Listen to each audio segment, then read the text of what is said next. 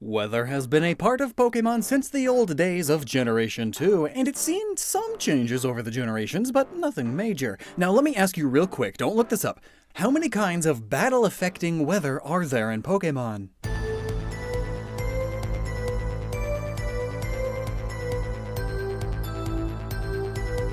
Well, if you're anything like me, you'd probably say 4 or 5 or so, and that's not a bad answer, not bad at all. I mean, it's wrong, but it's not bad. When most think of weather in Pokémon battles, 4 come to mind. Harsh sunlight, rain, hail, and a sandstorm. And this is true for the most part. In Generation 5, these are the 4 weather effects that got their own little icons.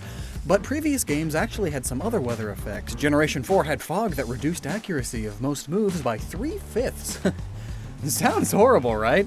That's why they removed it. Now it's a purely aesthetic thing, and then later they just made it trigger misty terrain, which isn't weather, it's a terrain. They're different. Gale of Darkness has its own unique weather effect called Shadowy Aura, where bursts of light rain down from a shadowy aura in the sky, which damages Pokémon and buffs shadow moves.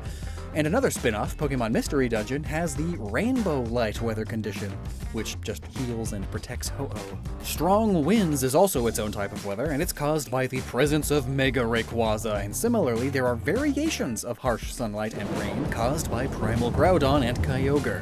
Extremely harsh sunlight, and heavy rain. Some games also note a difference between a blizzard and snow, though in battle they just trigger the hail effect. And these days we got one more, a thunderstorm, which triggers both rain and electric terrain.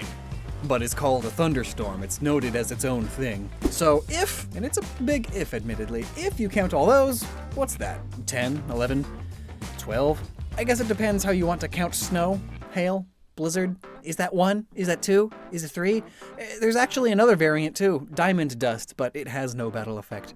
Oh well, semantics. Either way, there's too few, and not every type benefits from weather, and I want to change that. If you haven't heard, we've been working on a fakemon project, the Kaskade region, and the weather plays a massive role in the region. It surrounds the legendaries, and why this region's economy is so good, and why there's a cast form of every type. That was a video we did. You couldn't have that unless there was a weather of every type now, huh? But despite its importance, I haven't gone through and explained all these different and new weathers in detail, have I? Well, that's because it's this video. Now, notably, a sizable group of artists, musicians, designers, and programmers have all been working behind the scenes on a Kaskade region fan game. I'm mostly hands-off on it, other than coming up with the ideas, I guess, but in this case, it was that team of people that were significantly more well-versed in Pokemon meta and balancing than me. So I went ahead and left the specifics for them to decide, and after much debilitation, these are what we've concluded. For the Kaskade region, let's overhaul Pokemon's weather system and make certain weathers stackable, and make a weather effect for every type. Real fast announcements, Tofrog plushies are finally here and available to order. There already aren't many left, so go to Gnoggin.net before they sell out and get some. You'll love it. Also, while we wait for the last Kaskade video and our next Fakemon project, currently labeled Project 96, I highly recommend checking out the just about finished Pokemon Cardinal video series over on Hoop and Hip Hop's channel. I happen to voice a professor over there. And also, TrueGreen7 and Birdkeeper Toby recently started posting videos about the regions they've been working on behind the scenes for quite some time. There's TrueGreen's Asone region project and Toby's Pokemon Tempest. From what they've shown me behind the scenes and what they've shown already, these are great pieces of work. So if you've liked this Kaskade region project, you will likely like their projects as well. They are linked down below. Check them out. Alright, so how is this stacking weather gimmick gonna work? Well, it's simple really. We allow up to 3 kinds of weather to be applied at once. However, since some kinds of weather are incompatible, we'll make 3 categories of weather-like effects, and only one of each category can be applied at a time. Simple, right? In fact, this means most of the already existing main weathers fit into our first category, climate. But before we get right into that, I want to keep these explanations organized, so I will have to start with the flying type weather effect, strong winds. And yes, that's the same name as the Mega Rayquaza thing, but Megas don't exist anymore, remember? So we're taking the name. Strong Winds is less of a weather effect in and of itself, and rather it clears all weather effects currently in play and buffs the next one put onto the battlefield. Makes sense, as wind does blow things away, but also it can whip things around even harder. Heat, hail, irritants, they all suck to be in, much more when there's a gale force wind going around. And so, as we go over each weather effect, we can now also go over its strong winds buff before moving on. Now let's get into the climate moves. The fire-type weather is still harsh sunlight, set up by the move Sunny Day or the ability Drought, and we are tweaking it slightly. The heat brought forth by the user pushes all clouds away and allows the sun to beat down onto the battlefield, evaporating moisture and making things all around more flammable. Hence, its positive effects for fire-type moves and negative for water types. Though grass types like it too, because photosynthesis, it lets them utilize their energy better and makes them more aware, so their special defense goes up by 1 stage. And when buffed by strong winds, the power of moves is changed by a total of 75%, rather than 50. The water-type weather is still rain, caused by rain dance or drizzle. Rain clouds come and block the sun and allow moisture to flourish, weakening fire-type moves and buffing water types. And plants, ooh, they drink it right up. Makes them plump, so they get a small defense buff. And similarly to harsh sunlight, when buffed with strong winds, the power of moves change by a total of 75% rather than 50. Ice still has hail, which can be triggered with the move of the same name or the snow warning ability. Hail causes Pokemon that aren't ice type to take 1/16 of their HP and damage every turn. Makes sense. Hail just hurts, but if you live somewhere where it hails a lot, you've adapted to it, so it doesn't hurt as much. Now, I always think that steel types are immune to this effect too, but they never have been. I mean, there is an argument against it. Hail still wrecks cars and aluminum roofs, but that's way thin metal. As soon as you get to like steel beams and monsters made out of metal, it's another story. So if we're doing an overhaul, I say let's do it. Ice and steel types are immune to the effect. And when strong winds are applied, the damage doubles. 1/8 of everyone's HP. Unless they are ice type, of course. And also it's so strong now that steel types aren't immune, if you prefer that balancing. Now then, our first new weather. If the sun can have an effect on the climate in a Pokemon battle, why can't the moon? The Dark-type weather effect is a blood moon, caused by a move of the same name and the ability Eventide. The magical aura of the moon rains down upon the battlefield and thus buffs the power of all super effective moves by 20%. And Dark-type status moves gain a level of priority. Dark types are mean and fight dirty. Brutally taking advantage of weaknesses is a befitting tactic, and the negative energies of the moon are surrounded in so much myth that just points to Dark-type buffs, you know? And then you apply some strong wind, and now each Pokemon sort of gets infused with Dark-type energy, and all status moves gain +1 priority. So essentially, at this point, everybody has the Prankster ability, and since Dark types are already used to this kind of thing, they now know exactly how the other Pokemon are going to go about using this newfound power. So, when in effect, Dark-type Pokemon become immune to status moves. Now, here's a bit of an odd one, admittedly. Normal-type weather? Isn't that just neutral?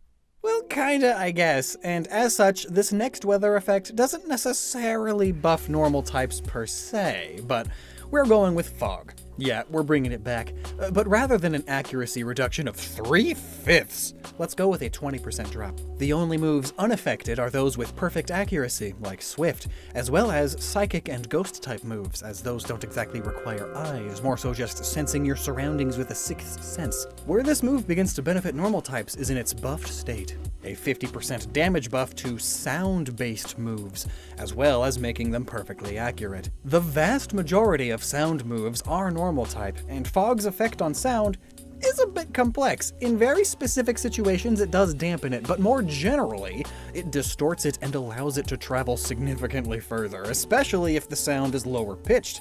Fog is basically just a bunch of water particles in the air, and we all know sound travels further in water. It's the same principle, but in the atmosphere. And if we want to further make fog benefit normal-type Pokemon, we could say that normal-type Mon or moves do not get the accuracy debuff. Perhaps because they don't need to focus on doing anything special to attack, they just do a normal thing. You're just as capable of doing a normal thing when you're in the fog. But that's an idea we definitely want to get public opinion on. So be sure to comment your thoughts on all of these weather effects down below. We're definitely going to be considering a lot. Anyway, so those are the climate-type weathers.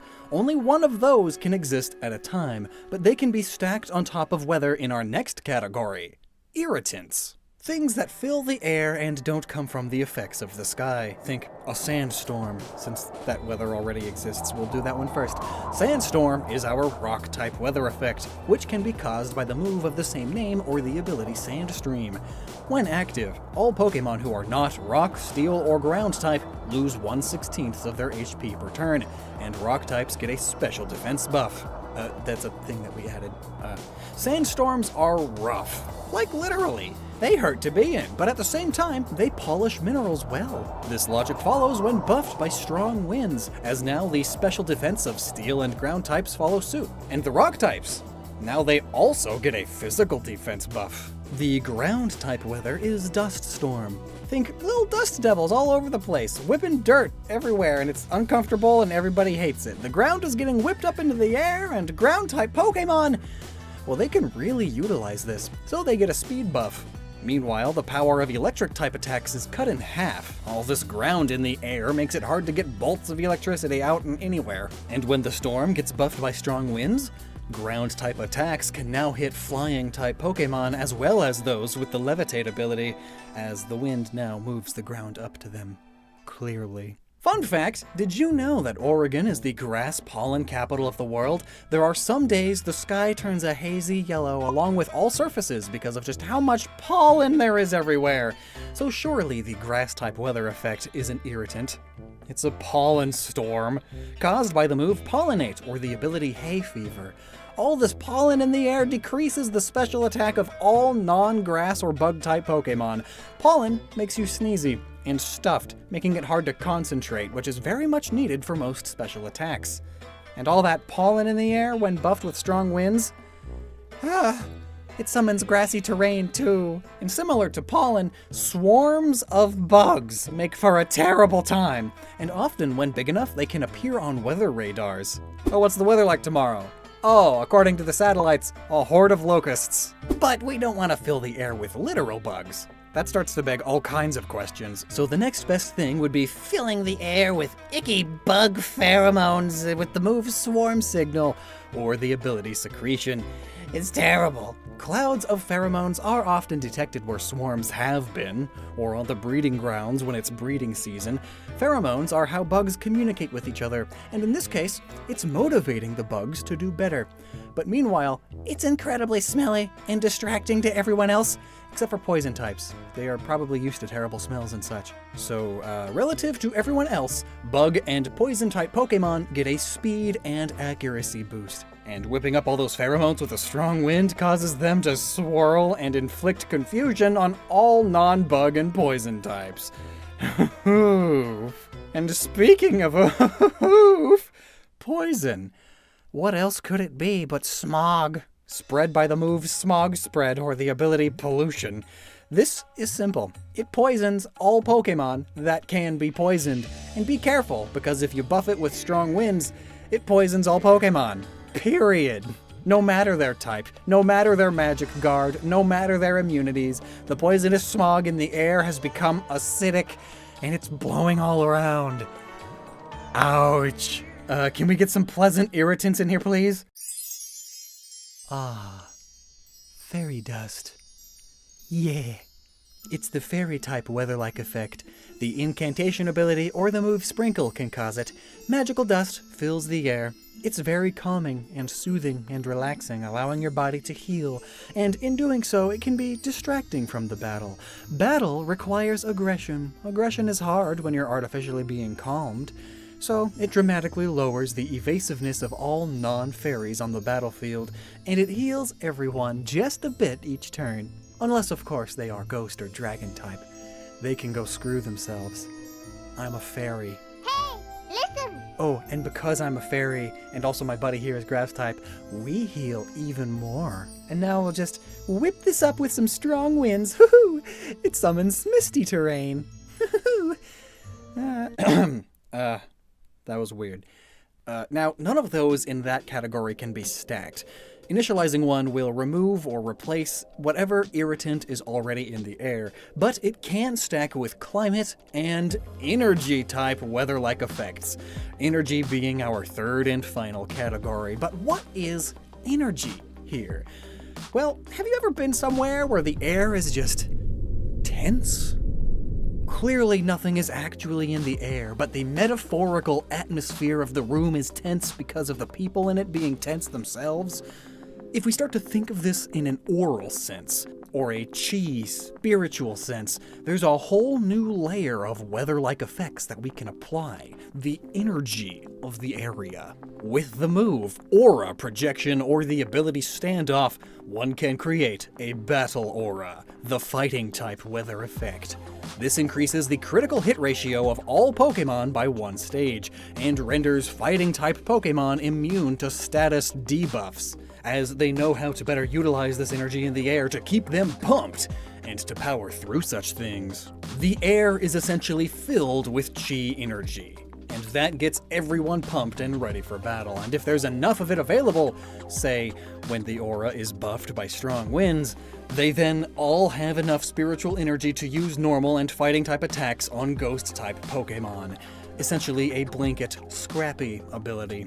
Then, if not filled with chi aura, perhaps the energy of the battlefield has been taken over by cursed winds. The ghost type effect brought about by the move Haunt or the ability Seance. A tear between the spirit world and our own has formed. The spirits of the air absorb life energy over time and make those nearby feel paranoid. Pokémon who are not Ghost, Dark, or Normal type lose 1/16 of their HP per turn, and when the wind is strong, the tears grow, giving those same Pokémon a 10% chance to flinch due to that damage at the beginning of each turn, as spirits reach out and tap their shoulders or shout "Boo!", making them flinch in fear. Or perhaps the battlefield just gets weird. There are a number of battlefield-wide effects for the psychic type, and let's go ahead and add another and classify it as weather-like. A psychic field created by cosmic rays or transcendence will essentially magnify the innate psycho-spiritual power the stars give off onto the battlefield, making psychic-type moves 50% more powerful and dark-type moves 50% weaker. And strong winds? It helps carry that energy across the battlefield, which will create psychic terrain on top of that. Then, for a more arcane energy, we have the ability Arcanum, or the move Dragon Force, as the dragon-type weather-like effect is just that. Dragon Force emanates from a dragon and through the air. Dragon magic is many things. We've got a whole video sort of explaining the dragon type that you can see here. It's almost raw infinity energy, a chaotic substance with many kinds of effects. So we feel like if you took this dragon energy and you spread it across the air of the battlefield, you would reduce the damage of all super effective moves by 20%, regardless of the effectiveness multiplier. And buffing it with strong winds? Oh, be careful. That's going to boost the power of all moves by 30% and dragon moves by 50%. But at the same time, will cause all Pokémon to lose 10% of their max HP after attacking. Unless they are dragon type. This dragon energy causes all of those who are not used to it to overexert themselves in their attacks, essentially giving everyone the life orb item effect. And now for a more literal energy effect, we have the electric type weather, Thunderstorm, caused by the move Supercell, or the ability Stormfront. It makes electric type moves 100% accurate always. And it adds some gambling to the mix, causing each turn to roll a die with a 10% chance of striking one of the Pokémon on the battlefield. This, of course, will deal damage to most Pokémon, 10% of their max HP, but if it strikes a ground-type Pokémon, it will only reduce their speed instead, and striking an electric type, it will increase the damage of their next electric-type attack, same as the move Charge. Basically a free charge. And when you add strong winds to the mix, the stirring of the clouds causes the static in the air to strengthen, and electric terrain is formed. And lastly, steel. The heck is steel gonna do? I guess mess with the magnetosphere in the local area, right? With the move Magnetize or the ability Ferroflux, it makes steel-type moves perfectly accurate. But also it makes electric-type moves against those steel types perfectly accurate too. And given just a little boost with some strong winds, all steel-type Pokemon will be able to slightly levitate. Through the combined power of strong wind and crazy magnets, of course. But levitating renders them immune to ground-type attacks for as long as the buffed magnetosphere is around. And so, that's that.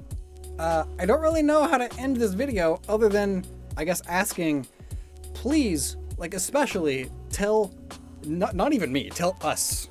I assume everyone that's working on this game is watching this. So tell them all your thoughts on these weathers, and if there should be any changes and the reasoning for those changes. Not just a, that's a bad idea, don't do it, but like a, hey, I think this idea might be better because of these reasons. You know? Yeah. Thanks so much for watching. If you've missed any of our Kaskade videos, there's a playlist of them here. And actually, there's only one more. Yeah, we only have one more Kaskade video after this, and it's just like filling in all of the mons that we made that I haven't shown off yet. And then there probably won't be another one until the game's finished. By the way, that's not for a while. Like, it's a complete volunteer, whenever people have the spare time to work on it kind of thing. So like, estimated like 2, maybe 3 years. I mean, that's how long these things take. But until next time, never stop using your noggin. Thanks for watching. Love you.